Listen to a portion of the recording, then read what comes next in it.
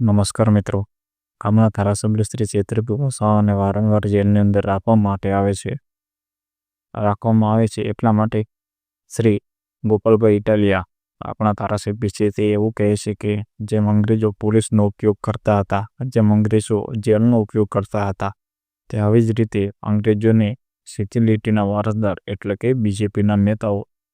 જેલના પોલીસનો જે દંડનો પાવર છે તે દૂર કરી રહ્યા છે અને ગુજરાતની અંદર આદિવાસી સમાજની ચેતના જગાડવાનો જે જગાડતો હતો એક માણસ, જેમણે એવું કાર્ય પણ કર્યું હતું, જે નેતાએ ગુજરાતના યુવાનોને બુલંદ અવાજ ઉઠાવ્યો છે અને જે નેતા કે જે આદિવાસી સમાજને પુલસાપર કરે છે અને તે નેતાએ વર્ષોથી કચડાયેલા દબાયેલા અવાજને વિધાનસભામાં વાચા આપવાનું કામ કર્યું છે. એવા આપણા સૌના કે તે આપણા આદરણીય ધારાસભ્ય શ્રી ચૈત્રભાઈ વસાવાને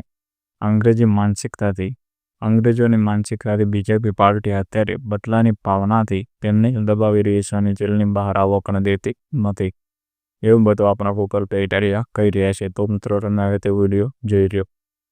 અને આપણે ચેનલને સબસ્ક્રાઈબ કરી દેજો અને વિડીયોને લાઈક કરી દેજો. જેમ અંગ્રેજો પોલીસનો ઉપયોગ કરતા હતા, જેમ અંગ્રેજો જેલનો ઉપયોગ કરતા હતા, એવી જ રીતે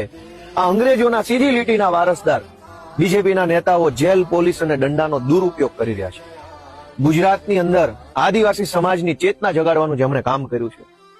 જે નેતાએ ગુજરાતના યુવાનોનો બુલંદ અવાજ ઉઠાવ્યો છે, જે નેતાએ વર્ષો સુધી કચડાયેલા દબાયેલા અવાજને વાચા આપવાનું, વિધાનસભામાં વાચા આપવાનું કામ કર્યું છે,